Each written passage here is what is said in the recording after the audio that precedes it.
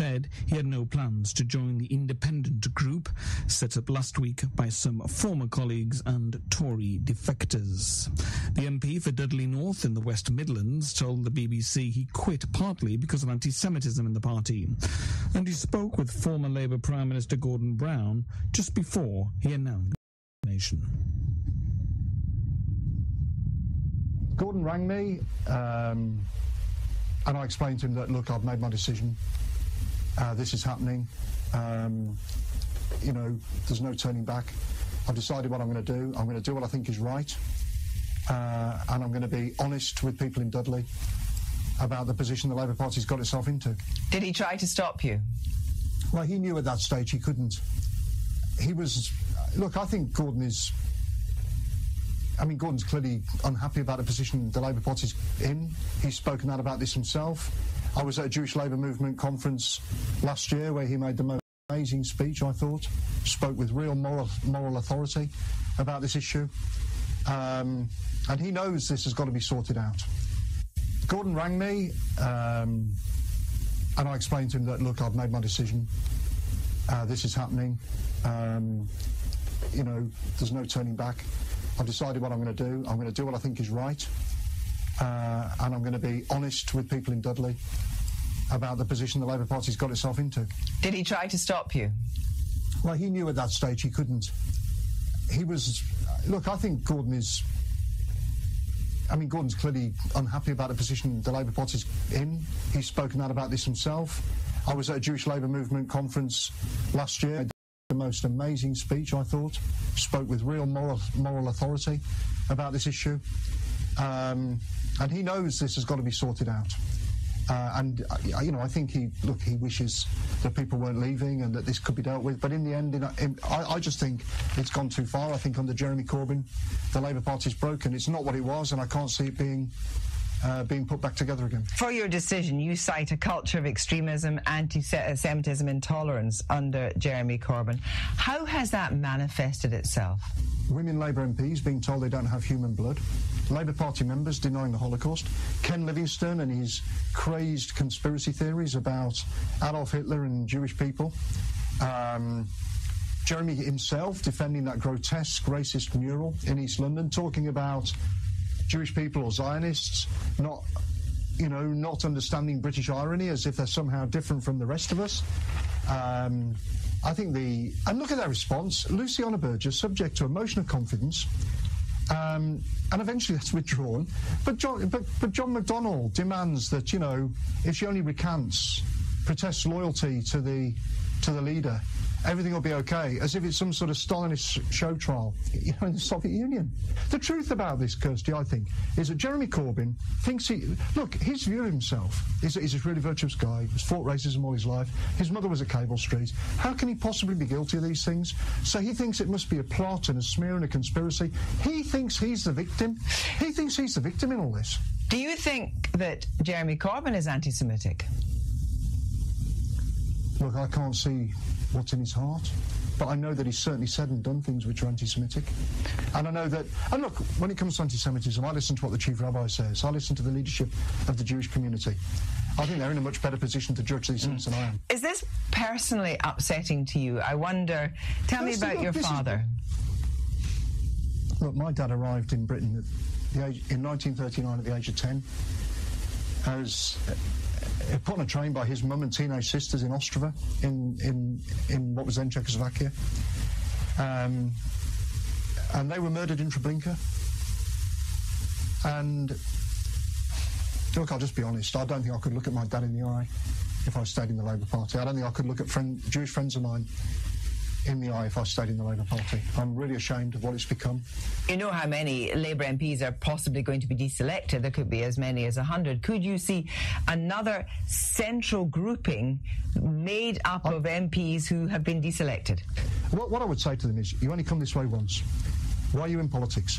You've got to do what you believe in, and you've got to stand up for what's right. And at the end of your political career, you've got to know that you did the right thing. And I know for a fact that I'm going to be able to look myself in the mirror, and I will know that I've told the truth, and I've done what I think was what I believe to be right.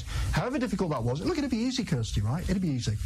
keep your head down, go along with it all, you know, all that. But in the end, why are you in politics and what do you believe in? MP Ian Austin, who quit the British Labour Party at the weekend over anti-Semitism. These are the stories making headlines at this hour. Prominent US Jewish leaders condemn the addition of the racist Otzma Yehudit to the Jewish home list. 2 Israeli women are killed in a rafting accident in Chile. Police release a Waqf official after a complaint from Jordan's ambassador. Prime Minister Netanyahu will have to return $300,000 he received from a relative to cover his legal costs in the corruption cases against him. Filipinos in Israel protest against the threat of deportation. Prime Minister Theresa May delays the Commons Brexit vote until March the 12th, and the weather unseasonably hot tomorrow. An employee of Essex University in Britain has been suspended during an investigation into anti-Semitic comments as the Vice-Chancellor moved to limit damage after hundreds of students voted against the creation of a Jewish society. Anthony Forster, the head of the university, said that he was shocked and saddened that hundreds of students had voted against the creation of a Jewish society of students at the institution and promised it would be founded. More from our London correspondent, Jerry Lewis. Where Jewish students at the Colchester-based Essex University, some 70 miles northeast of London, wanted to re-establish a campus Jewish society, they followed student union procedures and sought a vote amongst the entire student body. But they were shocked to discover that within a couple of days, over 200 students, more than a third of those voting, had registered opposition to the request. A spokesperson for the National Jewish Student Body, the Union of Jewish Students, immediately expressed their shock, adding that they were deeply disappointed by the significant proportion of students who had voted against the establishment of a Jewish society at Essex. And they noted that there were over 60 such societies at British universities around the country, providing a space for Jewish students to celebrate their culture and identity. Complicating the issue, one Essex academic, Dr. Maruf Ali, voiced his opposition to the idea, reminding all on a Facebook post that Israel allegedly had plans to expel 36,000 Palestinians from the Negev. And he added that Zionists next wanted to create a society here at his university. Other posts on his social media pages included material relating to Holocaust denial and extremist material about Israel. And a student at the local branch of Amnesty weighed in, advising colleagues to vote against the proposal, as the society would not be politically neutral as it plans to celebrate Israel's Independence Day. Amnesty UK later disassociated themselves from that message. Once the University Vice-Chancellor, Professor Anthony Forster, was appraised of the situation, he issued a statement making clear that the incident had filled him with great sadness and that anti-Semitism had no place at his university. He added that the university was committed to ensuring that the Jewish Society was created irrespective of any ratification by the Students' Union.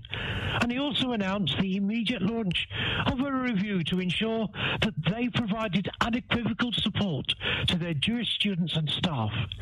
He'd also arranged for a public meeting to be held this Thursday in support of their Jewish community, to which staff, students and members of the public were invited. Forster also announced that the computer science lecturer, Dr. Ali, had been suspended, pending an investigation into his activities. Reacting, the Students' Union cancelled the vote, claiming that some non-students may have participated, creating what they termed irregularities, though it was still unclear whether they will try to rerun the vote. This is Jerry Lewis in London. Iran says it launched a cruise missile from a submarine for the first time during an annual military drill in the Strait of Hormuz. The Fars news agency reported that other submarines have the same capability. The waterway at the mouth of the Persian Gulf is a crucial bottleneck for global energy supplies, with about a third of all oil traded by sea passing through it. Prime Minister Benjamin Netanyahu says he has a clear message to the Iranian regime, which he said seeks Israel's destruction. Jerusalem will continue to act as necessary to block the Iranian military entrenchment in Syria. Netanyahu's remarks at the start of the weekly cabinet meeting were in response to comments by a senior Iranian official that Tehran had achieved more than 90% of its objectives in Syria.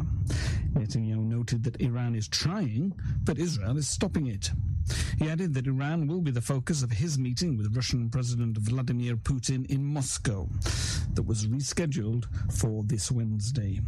Netanyahu said the two will also discuss strengthening the mechanism for security coordination between the IDF and Russian militaries to preserve stability and prevent unnecessary friction. Bereshit, the privately funded Israeli spacecraft, which was successfully launched early Friday, is expected today to complete its first orbit around the Earth on its way to the Moon. In the meantime, scientists and tech staff at Israel Aerospace Industries headquarters have been monitoring the spacecraft's high sensitivity towards the sun's rays in the star trackers on board, but are hopeful that this issue can be resolved. The satellite company Spacecom has informed the Tel Aviv Stock Exchange of plans to launch the Amos 17 satellite at the end of May or June. The satellite will provide communications services to Africa, the Middle East and Europe from the location where the Amos 6, which was destroyed in an explosion on the launch pad in Florida 3 years ago. Police have agreed on the release to house arrest of one of the suspects in the double murder in Jerusalem last month of Tamar and Yehuda Kaduri.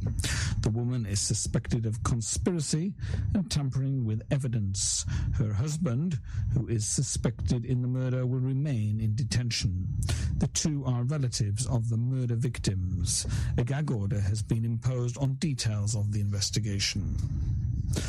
The recent government decision to allow medical cannabis exports has spurred interest from abroad in Israeli companies in the sector.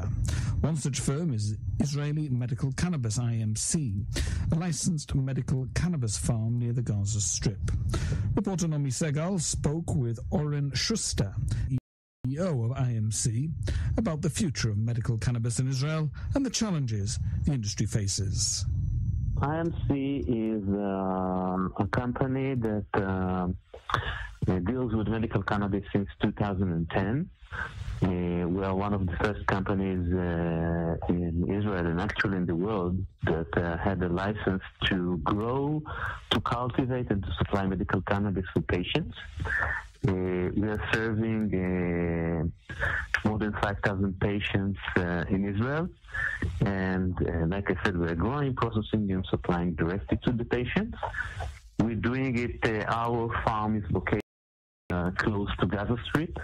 Excellent location regarding climate and growing conditions. It's very sunny, no pollution. It's in the edge of the desert, so it's not too humid, not too dry. Excellent conditions, and because of that, the product is very good, and it's relatively very.